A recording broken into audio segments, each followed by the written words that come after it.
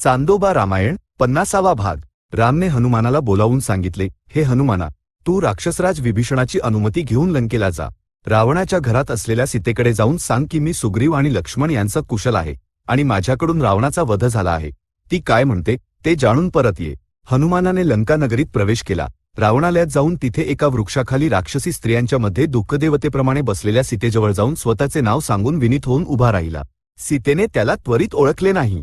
जेव्हा ती त्याला ओळखून शांत झाली तेव्हा हनुमान अशा प्रकारे म्हणाला, हे वैदेही, सुग्रीव आणि लक्ष्मण यांसह राम कुशल आहेत। विभीषणाच्या सहाय्याने आणि वानरसेनेच्या सहकार्याने त्यांनी शत्रूंचा संहार केला आहे। त्यांचे कार्य संपन्न झाले। रावणाचा मृत्यू झाला आहे। लंका वश झाली आहे। आता तू रावणाच्या घरात असली तरी विभीषणाच्या संरक्षणात आहेस, त्यामुळे तुला कोणतेही भय नाही। तू सुखपूर्वक राहू शकतेस।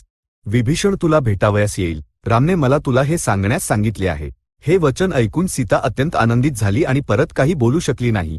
जेव्हा हनुमानाने विचारले, काय विचार करत आहेस, मला काय उत्तर देशील, तेव्हा ती गद्गद स्वरात म्हणाली, हे शुभ वर्तमान ऐकून माझ्या मुखातून शब्द बाहेर येत नाहीत। मी तुझी प्रशंसा कशी करू हे मला समजत नाही। तुला देण्यायोग्य भेट तर तिन्ही लोकांतही दिसत नाही। ती म्हणाली, हे माते, अशोक वाटिकेत तुला अनेक दुर्वचन बोलणाऱ्या या राक्षसी स्त्रियांना मी घोर यातना देऊन खंड खंड करून टाकू इच्छितो। मला अनुमती द्या। हनुमान म्हणाला, हे पुत्रा, या रावणाच्या दासी आहेत। जर या स्वामीच्या आज्ञेप्रमाणे वागल्या नाहीत तर त्यांना दंड होईल। यांच्यावर क्रोध करणे योग्य नाही। कोणत्या तरी जन्मी केलेल्या पापांच्या फळामुळेच मी ही दुःखे भोगली आहेत। या राक्षसी स्त्रियांचा कोणताही दोष नाही। जर दोष असला तरीही सज्जन क्षमा करून देतात। असा कोण आहे ज्याच्याकडून अपराध घडत नाही? सीतेने विचारले, हे माते, तू सर्व प्रकारे रामच्या योग्य पत्नी आहेस। रामकडे जाऊन मला काय सांगायचे आहे? हनुमानाने विचारले। मला माझ्या पतीचे दर्शन घेण्याची इच्छा आहे। सीता म्हणाली, तू निश्चितच रामचे दर्शन घेशील। असे सांगून हनुमान रामकडे परत गेला। त्याने रामला सांगितले, अत्यंत दुःखी असलेल्या सीतेला जाऊन पहा। आपल्याला विजय मिळाला। हे ऐकून ती खूप प्रसन्न झाली। ती आपल्या दर्शनाची अभिलाषा धरत आहे। रामचे नेत्र सजल झाले। त्यांना काय करावे हे सुचत नव्हते।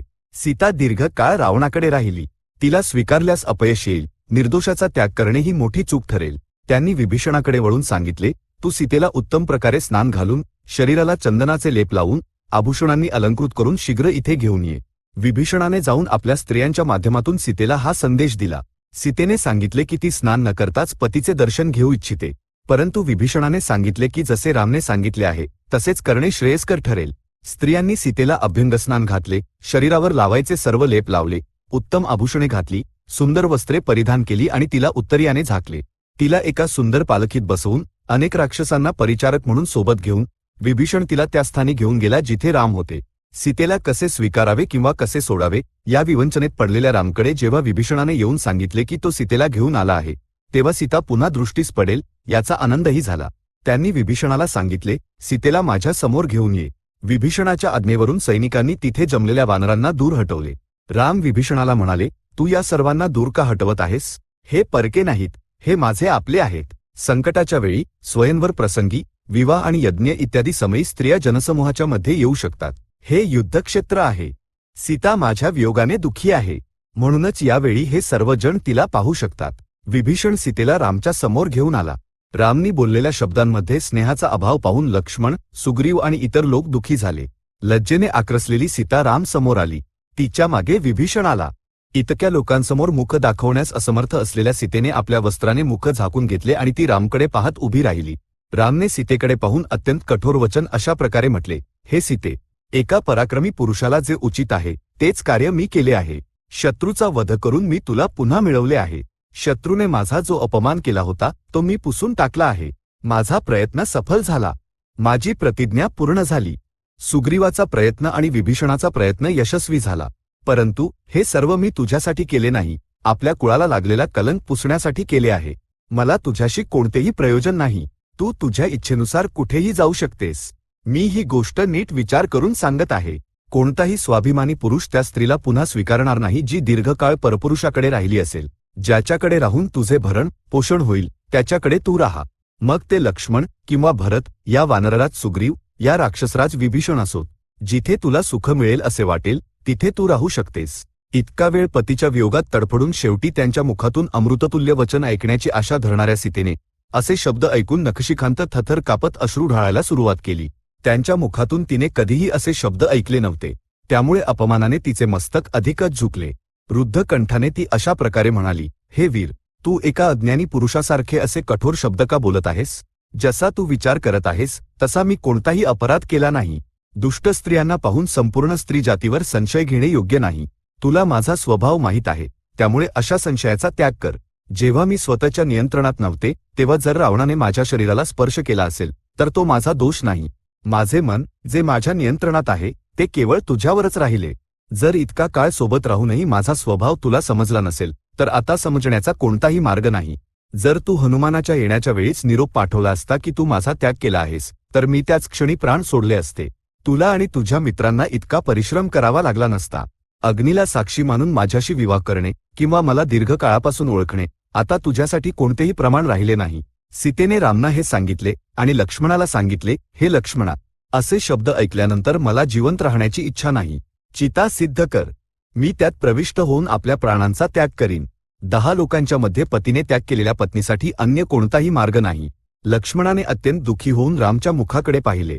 हे ओळखून की ते सीतेच्या अग्निप्रवेशाद्वारे प्राणत्याग करण्यास सहमत आहेत, त्यांनी चिता सिद्ध केली. सीतेने नतमस्तक उभ्या असलेल्या रामना मंदगतीने प्रदक्षिणा घातली.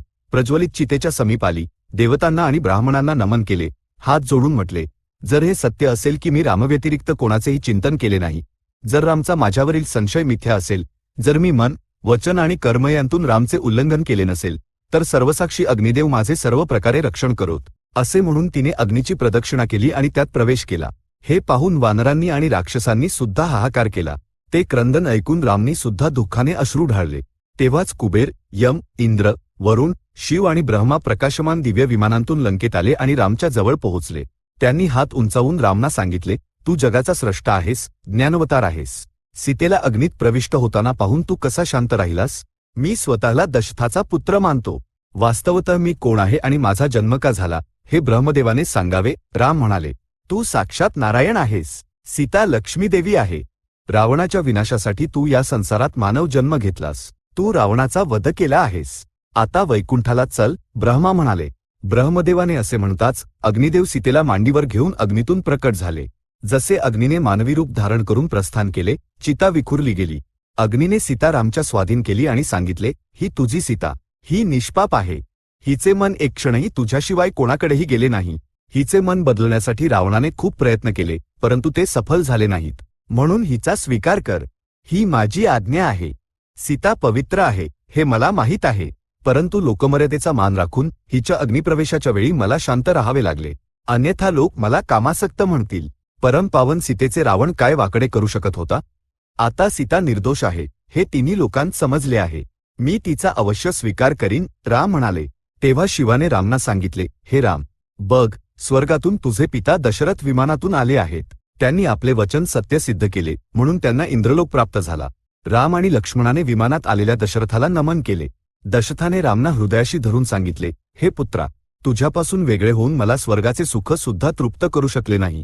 तुला वनात पाठवण्याने आणि कैकेयीच्या शब्दांनी मला खूप दुःखी केले, परंतु मला समजले की तुझ्या राज्याभिषेकात विघ्नदेवतांनीच आणले होते जेणेकरून रावणाचा विनाश व्हावा.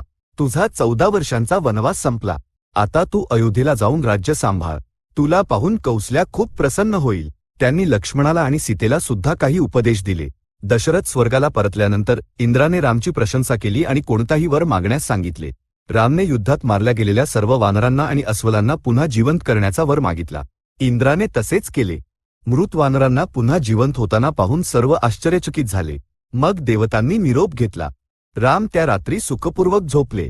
दुसऱ्या दिवशी विभीषणाने येऊन रामना स्नान करण्याची आणि आभूषणे व वस्त्रे परिधान करण्याची विनंती केली. हे सर्व सुग्रीव इत्यादींसाठी कर.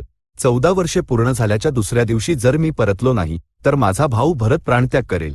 तो आपल्या शब्दाचा पक्का आहे. अशा वेळी माझ्यासाठी स्नान आणि आभूषणे कोणत्या कामाची?